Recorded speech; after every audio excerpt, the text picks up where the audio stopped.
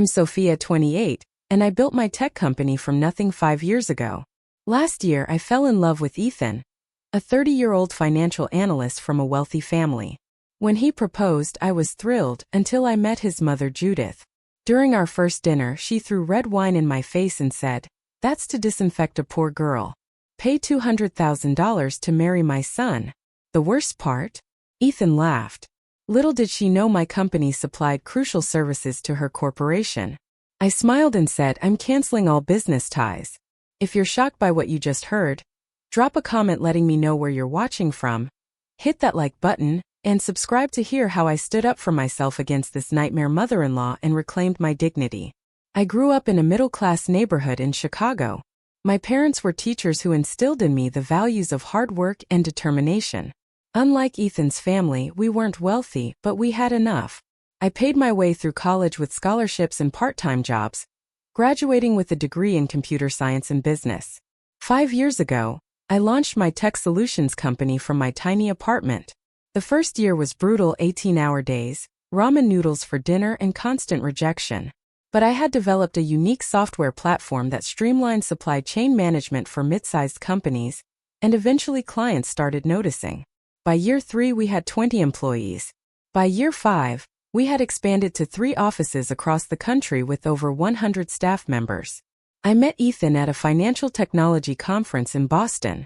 I was presenting our latest software solution, and he approached me afterward with thoughtful questions about scalability. He was tall, with kind eyes and an easy smile. We exchanged business cards, and he called the next day to ask me to dinner. Our connection was immediate. He was intelligent, ambitious, and seemed genuinely impressed by what I had built. Over the next year and a half, our relationship blossomed. Ethan supported my career, often bringing me coffee during late nights at the office and celebrating every company milestone. When he proposed 3 months ago with a vintage emerald ring, family heirloom, he said, I didn't hesitate to say yes. It was only after our engagement that Ethan began mentioning his family more frequently. He described his father Richard as old school but fair, and his mother Judith as particular about certain things. When I pressed for details, he would shrug and say, "Mom's just traditional. She'll love you once she gets to know you." I should have paid more attention to those subtle warnings. The Walker family, I learned, wasn't just wealthy. They were old money with connections throughout the East Coast business world. Richard had inherited and expanded a manufacturing company that produced specialized components for the aerospace industry. Their social circle included senators, CEOs, and occasionally minor European royalty. Ironically, 6 months before our engagement, my company had secured a contract with Walker Industries. One of their divisions needed our software to modernize their inventory management system. The contract represented about 20% of our annual revenue. Significant but not make or break. I had only dealt with their procurement team and IT department, never with the Walker family directly. As the dinner with Ethan's parents approached, I found myself increasingly nervous. I spent hours researching proper etiquette for dining with the upper class. I bought a new dress, conservative but elegant, navy blue with a modest neckline. I practiced small talk topics that seemed appropriate: art, travel, philanthropy. "You're overthinking this," Ethan said the evening before the dinner. "Just be yourself. They'll see what I see in you." The day of the dinner, Ethan picked me up in his BMW. As we drove through increasingly exclusive neighborhoods, my stomach tightened. The Walker estate was at the end of a long private drive lined with perfectly manicured trees. The house itself was a sprawling Georgian mansion with columns and immaculate gardens. "You didn't tell me you grew up in a literal mansion," I whispered as we approached the front door. Ethan squeezed my hand. "It's just a house." But it wasn't just a house. It was a statement of generational wealth, of privilege I had never experienced. As the massive door swung open, I took a deep breath and stepped into Ethan's world. A uniformed housekeeper greeted us and took our coats. The foyer alone was larger than my first apartment, with marble floors and a crystal chandelier that probably cost more than my car. Family portraits lined the walls. Generations of Walkers looking down with the same confident expression Ethan often wore. Judith Walker appeared from a side room, elegant in a tailored black dress with a pearl necklace that gleamed against her skin. She was in her late 50s but looked younger, with Ethan's same hazel eyes and a practiced, smile that didn't reach them. Ethan, darling, she said, air-kissing both his cheeks. Then she turned to me, her eyes sweeping from my hair to my shoes in a quick assessment. And you must be Sophia. Her handshake was brief, her fingers barely touching mine. How lovely to finally meet you. Ethan has told us so little about you. The emphasis on little wasn't subtle. Before I could respond, Richard Walker entered. Tall and distinguished with silver hair. He offered a warmer greeting. Welcome to our home, Sophia.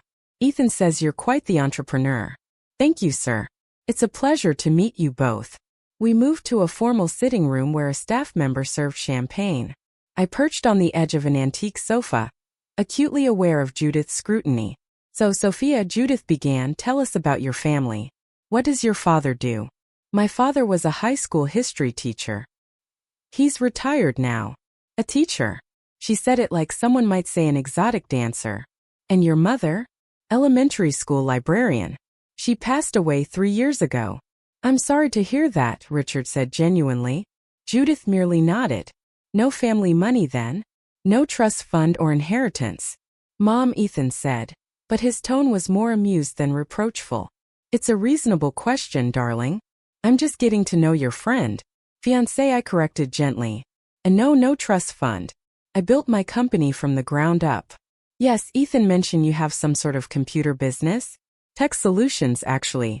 We develop specialized software for supply chain management.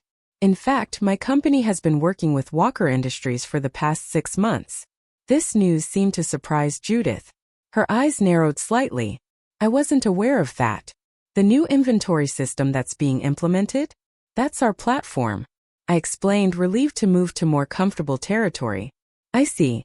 Well, I leave those details to our managers.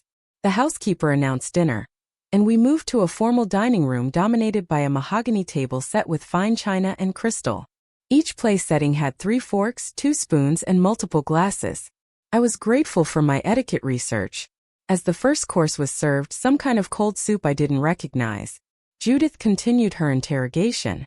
Where did you attend school, Sophia? University of Illinois. I had a scholarship. Not Ivy League?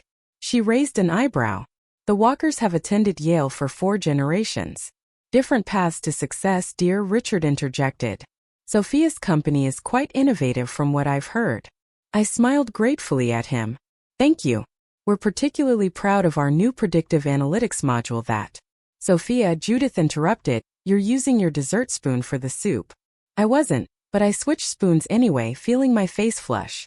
Throughout the appetizer and main course, Judith found fault with everything. My posture, my voice, a bit loud for dinner conversation. Even the way I complimented their home.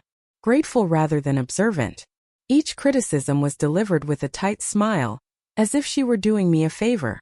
When I attempted to discuss the successful partnership between our companies, Judith waved her hand dismissively.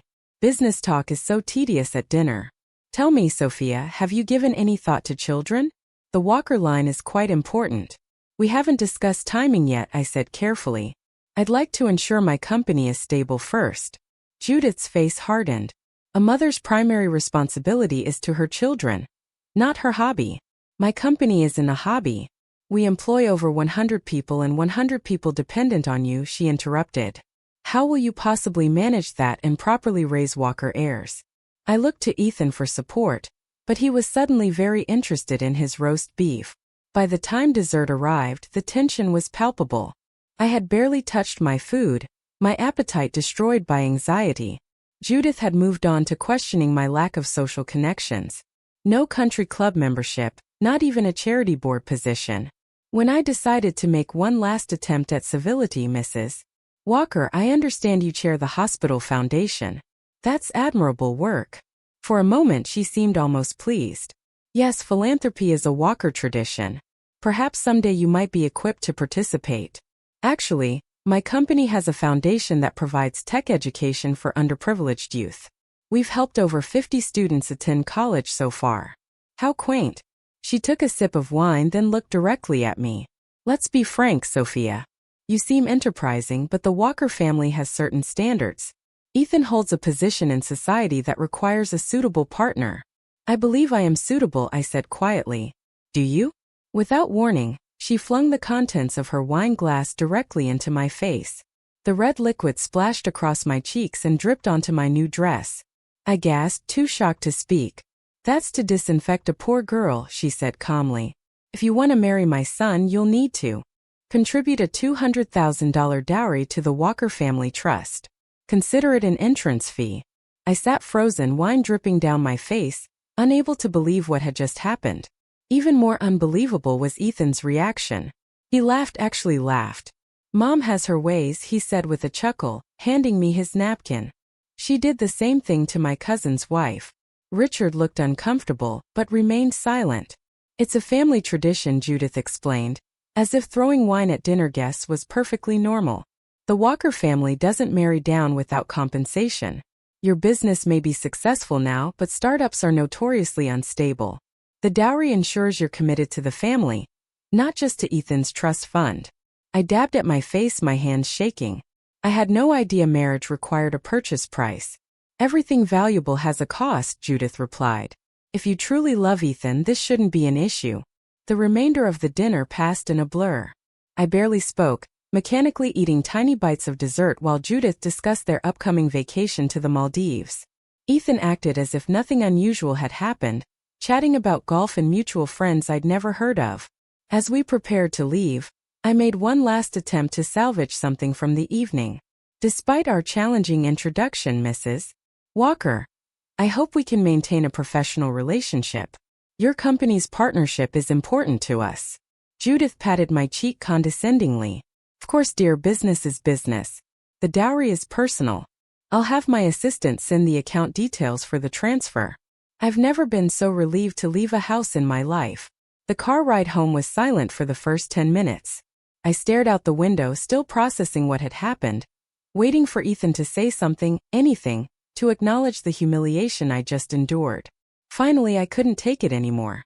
"Are you going to say anything about what your mother did?" Ethan sighed. "I told you she was particular." "Particular?" "Ethan, she threw wine in my face and demanded I pay to marry you. It's just how Mom is. She did the same thing to my sister-in-law, Jennifer. Once you pay the dowry, she'll warm up to you." I stared at him in disbelief. "You think I'm going to pay $200,000 to join your family? It's not a big deal. You can afford it with your company doing so well. That's not the point. It's degrading and archaic. And you laughed, Ethan. You laughed when she assaulted me." "Assaulted?" He rolled his eyes. "Don't be so dramatic. It's a family tradition. If you want to be part of this family, you need to respect our ways." That night was our first real argument. What disturbed me most wasn't Judith's behavior. It was Ethan's. He didn't defend me, didn't apologize for his mother, and seemed genuinely perplexed by my upset. When we reached my apartment, I told him I needed space to think. "Don't overthink this, Sophia," he said, kissing my forehead.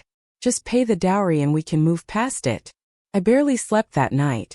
I kept replaying the dinner in my mind, wondering if I had somehow misunderstood or overreacted.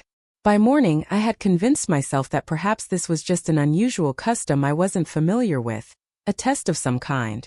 Then my phone rang. It was Judith. "Sophia, dear, I'm following up about our discussion last night. My assistant will send the wire transfer details today. We expect the dowry to be paid within 30 days, or we'll have to reconsider Ethan's engagement."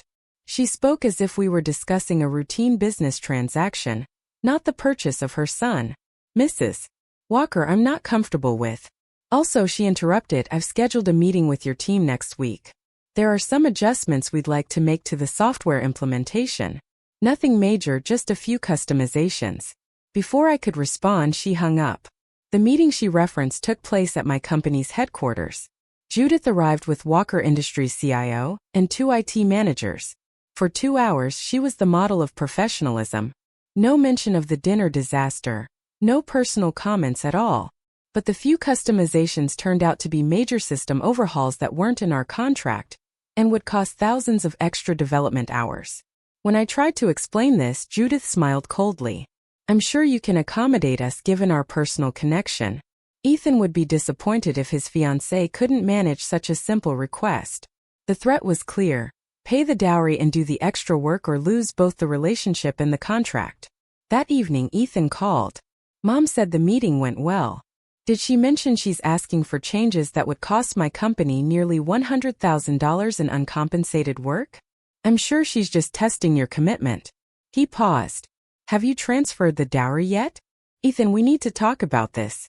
It doesn't bother you that your mother is essentially holding our relationship hostage. Don't be so American about it, he said, his tone patronizing. In many cultures, dowries are normal. Just pay it, Sophia, for us. The next day, I met my best friend Stephanie for lunch and told her everything. That's insane, she said, eyes wide. You're not actually considering paying, are you? I don't know. I love Ethan, but this feels wrong. Stephanie frowned. You know, my cousin works for that law firm that represents a lot of Boston elite, right? Let me ask her if she's heard of the Walkers doing this before. 2 days later, Stephanie called with disturbing news. The dowry tradition wasn't just for Ethan's sister-in-law. According to her cousin, the Walkers had demanded similar payments from multiple people who married into the family.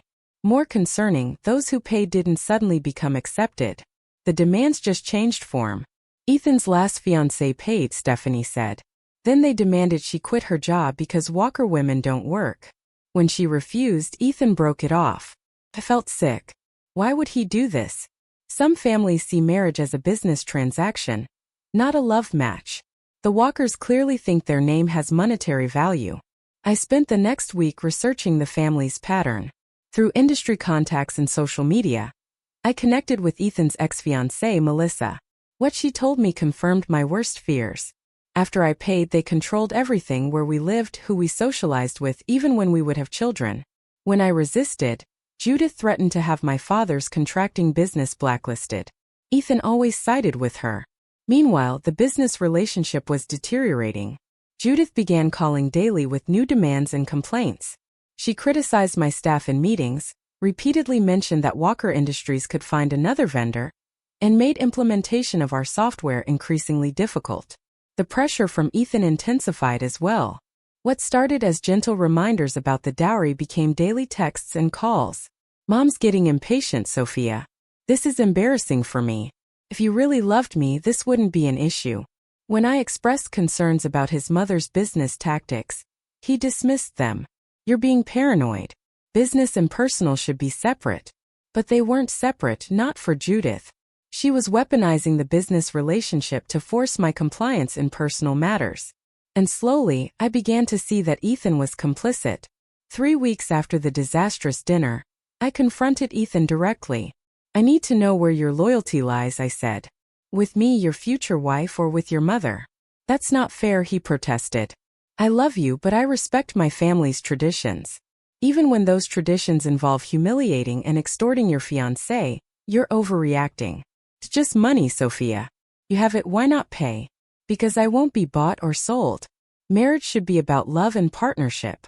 His expression hardened. You Americans are so obsessed with romantic notions. Marriage has always been about family alliances and financial stability. My family is offering you social connections most people would kill for. At the price of my dignity, the argument escalated until Ethan stormed out.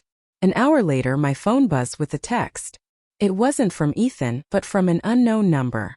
The message contained screenshots of a conversation between Ethan and his mother. Ethan, she's still being difficult about the dowry. Judith, keep pressuring her.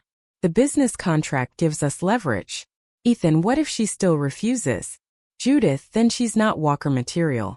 Remember your trust fund conditions. Ethan, I'll bring her in line. She just needs to understand how things work.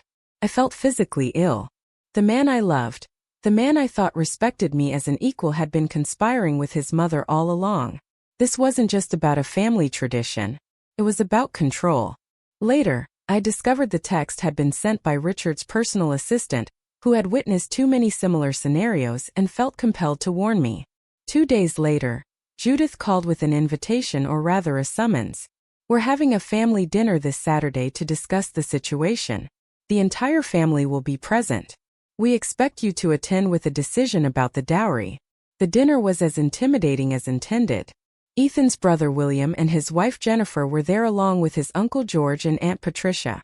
All eyes were on me as Judith explained the situation. Sophia seems reluctant to honor our family traditions, she said. I thought it might help if she heard from others who have joined our family successfully.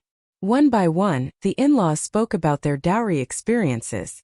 Jennifer described it as an investment in my future. Ethan's Aunt Patricia called it the price of admission to a better life. His uncle's wife Margaret emphasized how it proved her commitment to the family values. Throughout their testimonials, I noticed something disturbing. None of them looked truly happy. Jennifer barely spoke unless prompted. Margaret deferred to her husband on every question. They seemed less like family members and more like employees afraid to displease the boss. Then Richard spoke, surprising everyone. I paid to Sophia. When I married Judith, her family required proof of my commitment. Judith looked annoyed at this revelation. That was different. Your family wasn't established. The principle is the same, Richard said, then fell silent under his wife's glare. Finally, Ethan took my hand. Sophia, we all want you to be part of this family, but traditions matter. It's time to decide. Are you in or out? The ultimatum hung in the air. Everyone waited for my answer. I need to use the restroom, I said, needing a moment to breathe. In the hallway, I checked my phone and found 3 urgent messages from Maria, my business partner. Sophia, we're having an emergency with Walker Industries. Judith called a meeting with our team this morning and threatened to terminate the contract over quality issues. She's telling other clients we're unreliable. We're already getting calls from Harrington Corp asking if we're stable. What's happening? My personal crisis had officially become a business crisis. Judith wasn't just threatening my relationship.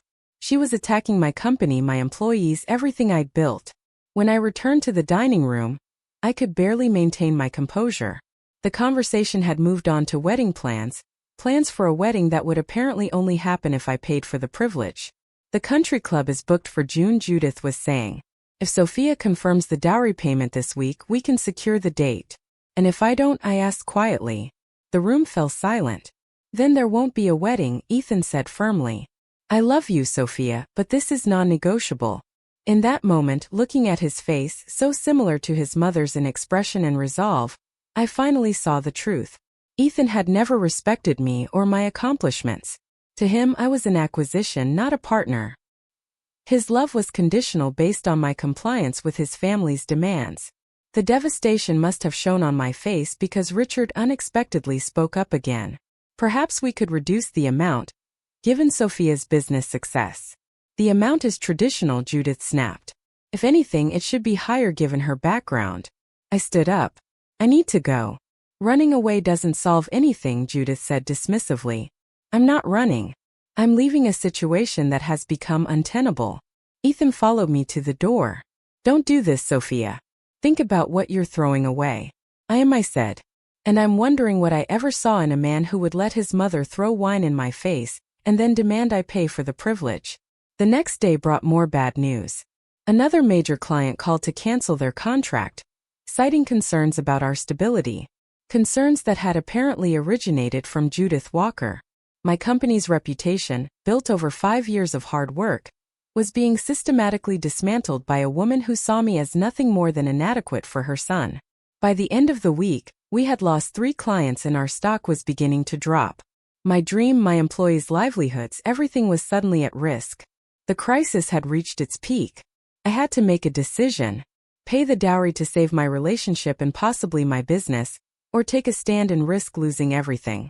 That weekend, I went to my father's home in Chicago, needing distance from both Ethan and the business chaos. Dad listened to the whole story without interrupting, his expression growing increasingly concerned. This isn't about money, he said finally. It's about respect. If they don't respect you now, paying won't change that. But my company, Dad, everything I've built was built on your intelligence and determination, not on one client. Even if it's a significant one. His confidence in me was the first step toward reclaiming my own. When I returned to Boston, I booked a meeting with Diana, my longtime mentor and former business professor. Over coffee, I laid out the entire situation. You faced a predator, she said bluntly. Judith identified your vulnerabilities, your love for her son and your business connection. And she's exploiting them. Classic power play. How do I fight back? She has more resources, more connections. Diana smiled. But you have something she doesn't expect. the ability to surprise her. Predators don't expect prey to turn and fight. With Diana's guidance, I began developing a strategy. First, I reconnected with Taylor, a college friend who now worked for the Boston Business Journal. Without sharing details that would identify the walkers, I discussed the general situation. "Unfortunately, it's not uncommon," Taylor said. "Old money families often use business ties as leverage in personal matters. It's rarely reported because the victims fear retaliation." "What if someone did report it?" Taylor raised an eyebrow. "It would make a compelling story about ethics in business relationships. Hypothetically speaking, of course." Next, I initiated a thorough investigation into Walker Industries' business practices. If Judith was willing to use her company as a weapon against me, I needed to understand exactly what I was dealing with. I assigned my best analyst, James, to the task. 3 days later, James delivered his report. "There are some concerning patterns," he said. "Walker Industries has a history of abruptly terminating contracts with companies whose executives had personal conflicts with the family. There are also several instances of questionable accounting practices and potential labor violations. This wasn't just about me. The Walkers, particularly Judith, had a pattern of misusing their business power for personal vendettas. Meanwhile, I worked with our sales team to accelerate outreach to potential new clients. We focused particularly on Meridian Global and Frost Technologies, 2 competitors of Walker Industries, who had previously expressed interest in our services. My CFO, Rachel, ran financial projections of life without the Walker contract. "It would hurt short-term," she admitted. "We'd need to tighten expenses and possibly delay the new office opening. But with these new prospects, we could recover within 2 quarters." On Thursday, I called an emergency board meeting. Our 7 board members listened gravely as I explained the situation, the personal conflict with the Walkers, the business repercussions, and my proposed strategy. "I won't pretend this isn't serious," I concluded. "Walker Industries represents 20% of our current revenue. Losing them will impact us. But continuing this relationship means submitting to unethical demands and setting a dangerous precedent." To my relief, the board unanimously supported my decision to separate from Walker Industries. Harold, our chairman, put it best. "We didn't invest in this company to watch it become a puppet of old money bullies. We invested because you, Sophia, have integrity and vision." Throughout this period, Ethan continued his campaign to pressure me. His texts oscillated between romantic pleas and thinly veiled threats. "I miss you. Can't we work this out? Mom says several of your clients are considering switching to Comtech. I could talk to her. Don't throw away what we have over stubborn pride. The dowry isn't just about money. It's about proving you're not just after the Walker fortune." Each message clarified what I already knew. His loyalty would always be to his family and their twisted values, not to me or our relationship. The final piece of my strategy involved legal preparation. I met with our corporate counsel, Victoria, to review all contracts and communications with Walker Industries. "They've actually given us grounds for a clean break," Victoria said, reviewing Judith's recent emails. "These new demands constitute material changes to the original agreement.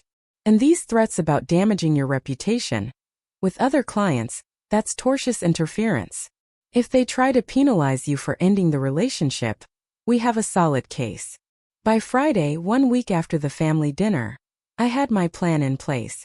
I had documentation of all interactions, legal preparations for contract termination, preliminary agreements with 2 new clients, and the unwavering support of my team.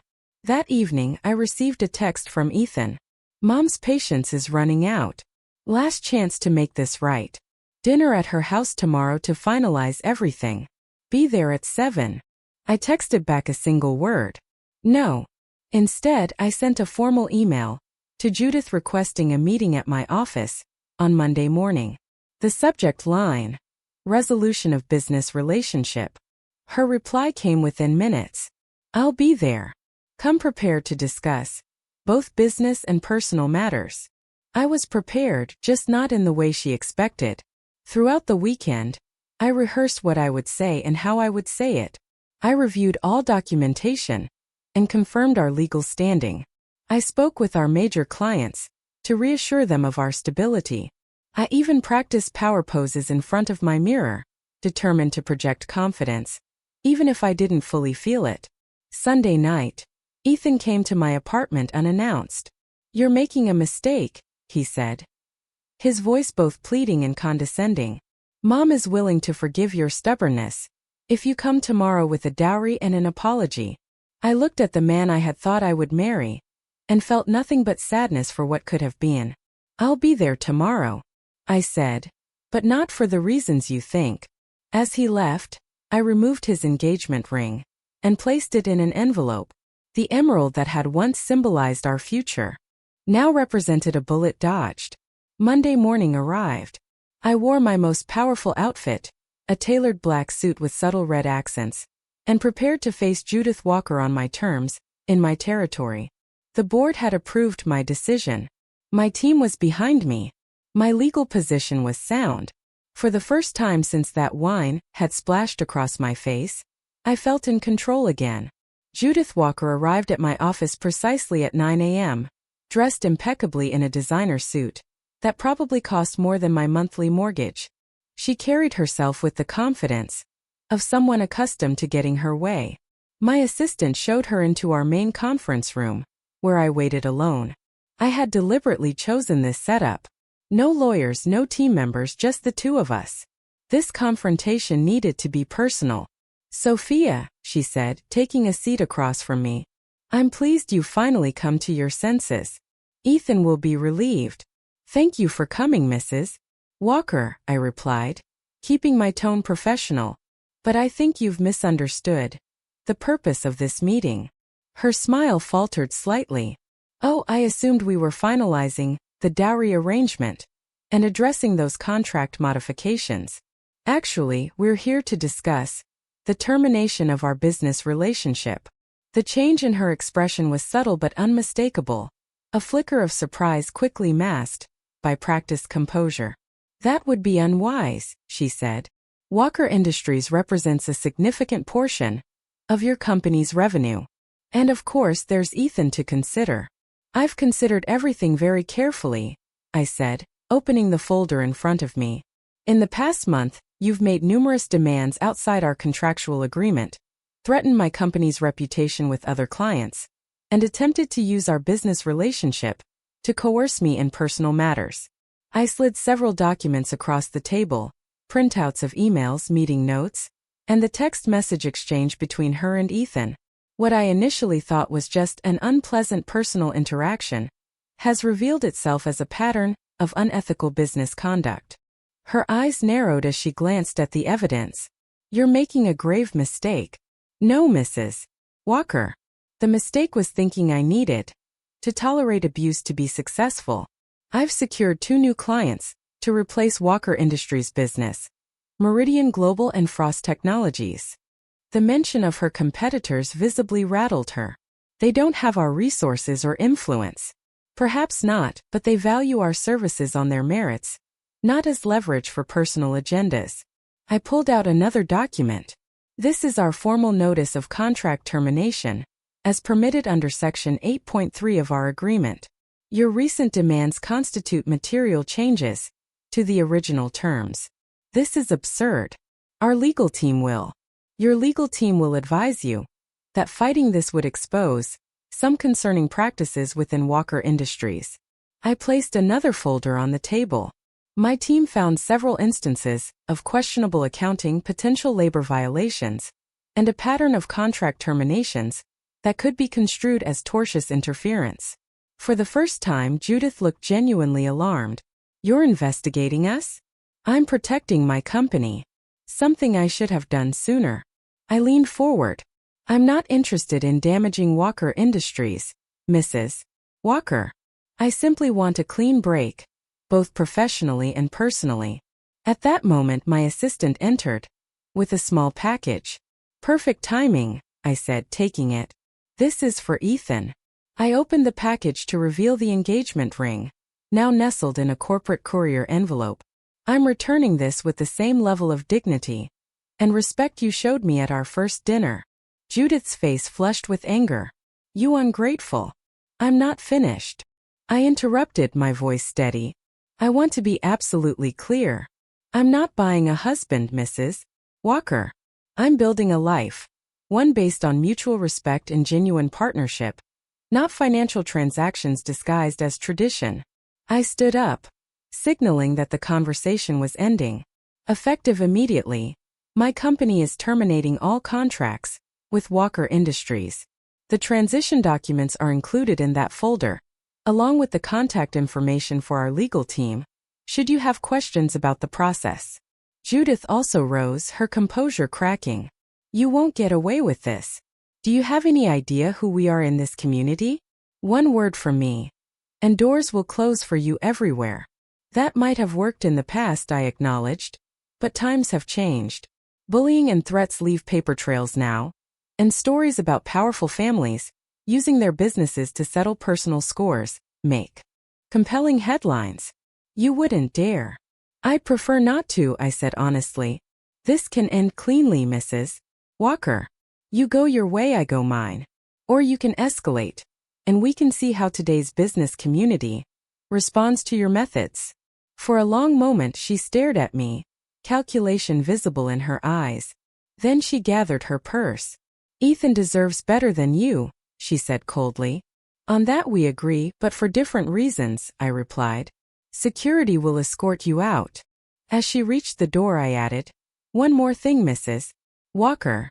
That $200,000 you wanted, I'm donating it to a scholarship fund for first-generation entrepreneurs. I thought you should know.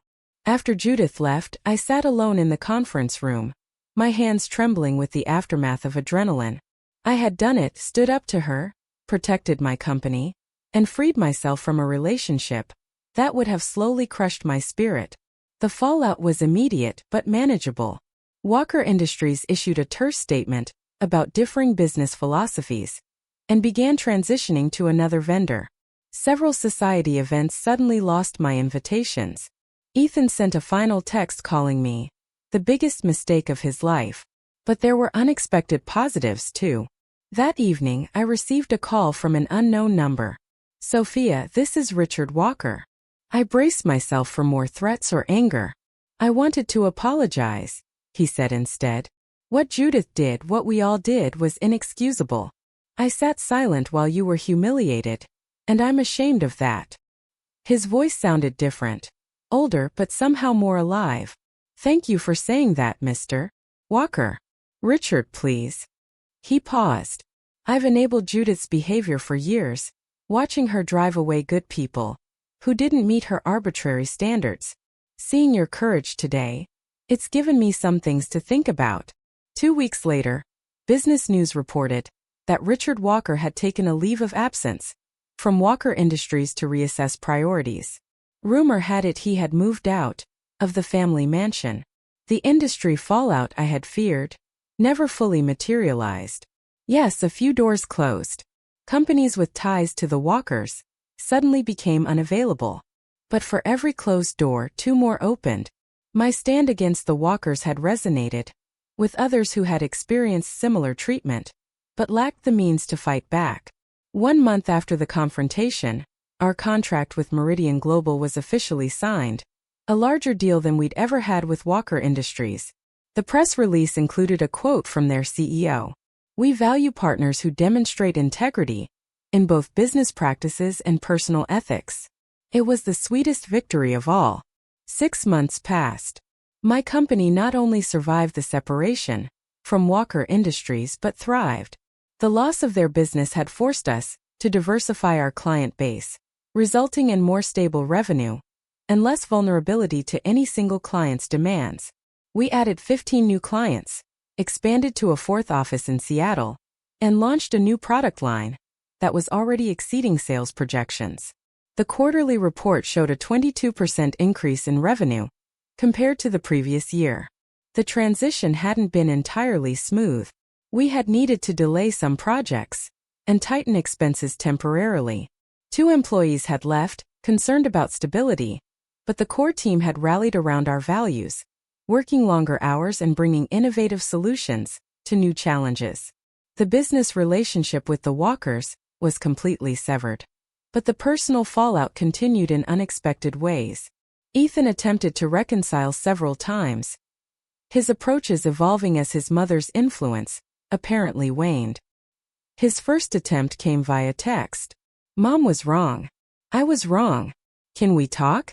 When I didn't respond, Flowers arrived at my office with a note. "I miss your strength and intelligence.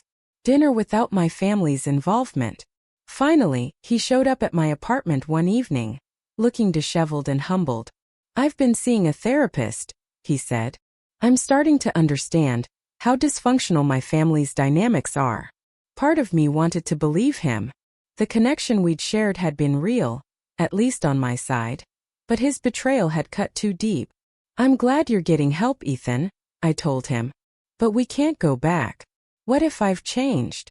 What if I'm breaking free from her control? Then do it for yourself, not to win me back. Real change doesn't happen in a few months, and it doesn't happen to impress someone else." As he left, I felt a weight lifting. The final remnants of what if and maybe someday that had lingered in my heart. More surprising was my developing friendship with Richard Walker. After leaving his wife, he had rented a modest apartment and begun reconnecting with friends Judith had deemed unsuitable. We occasionally met for coffee, where he shared insights from his therapy and his regrets about enabling Judith's behavior for decades.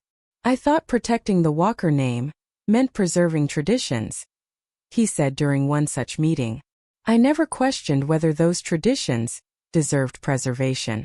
Through Richard, I learned that my stand had created ripples throughout their social circle. Jennifer, Ethan's sister-in-law, had begun attending business school, something Judith had previously forbidden. 2 other Walker in-laws had renegotiated their roles in family businesses, demanding respect rather than continuing as silent partners. My company received unexpected recognition for ethical business practices. The Boston Business Journal, where my friend Taylor worked, published a feature on companies that maintained integrity despite pressure from larger entities.